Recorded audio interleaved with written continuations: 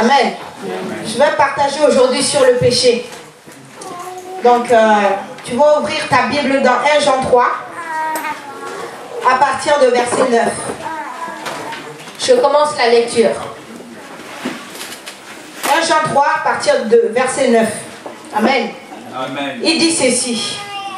Quiconque est né de Dieu ne pratique pas le péché, parce que la semence de Dieu demeure en lui. Et il ne peut pas pécher, parce qu'il est né de Dieu. C'est en cela que l'on reconnaît les enfants de Dieu et les enfants du diable. Celui qui ne pratique pas la justice n'est pas de Dieu, tout comme celui qui n'aime pas son frère. Amen. Amen. Je vais m'arrêter là. Amen. Amen.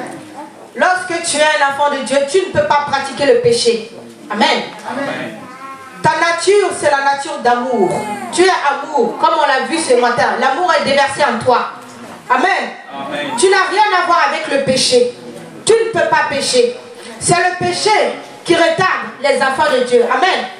1 Pierre 3, verset 9 nous dit: ne rends point mal pour mal, ni injure pour injure. Bénissez et ne maudissez jamais, afin d'hériter de la bénédiction auquel vous êtes appelés. Amen. Tu es né pour être béni. Tu es né pour posséder toutes les gloires que le Seigneur a créées sur cette terre pour toi. Amen. Personne ne peut être pour toi une occasion de chute. Amen. C'est pour ça que 1 Pierre 3 nous dit ça. Ne rendez pas mal pour mal, ni injure pour injure. Amen. Tu ne peux pas pécher parce qu'on t'a fait du mal. Non. Tu ne peux pas pécher parce qu'on t'a injurié. Amen. Amen.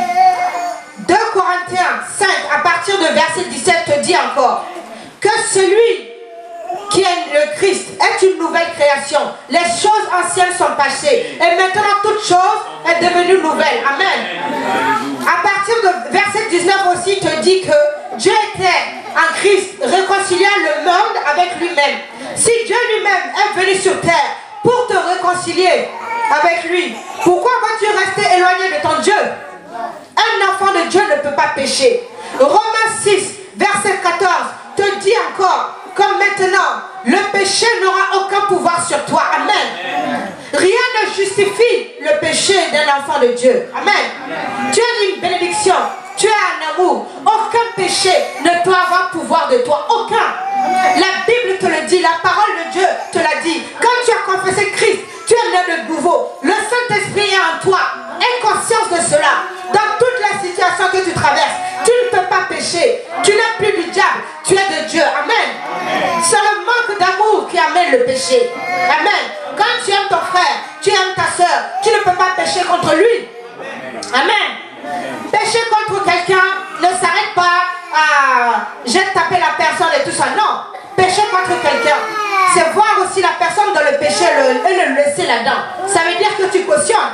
Quand tu vois ton frère, tu vois ta soeur dans un chemin qui est mauvais, tu le reprends avec amour. Amen. Frère, soeur, ça c'est pas bon. Et si c'est au-delà de tes compétences, tu vas voir tes bergers. Papa, regarde. Et pasteur, regarde. Il y a telle situation, c'est cette personne-là. Qu'est-ce qu'on peut faire? Amen. Te taire, c'est péché. Tu es en train de pécher contre ton frère parce que tu le laisses dans le mal sans le sortir. C'est un manque d'amour. Amen. Et tu as de l'amour en toi. L'amour pour tirer tes frères et sœurs de la boue, du péché, du mal. L'amour que Christ a eu pour te sortir du péché. Amen.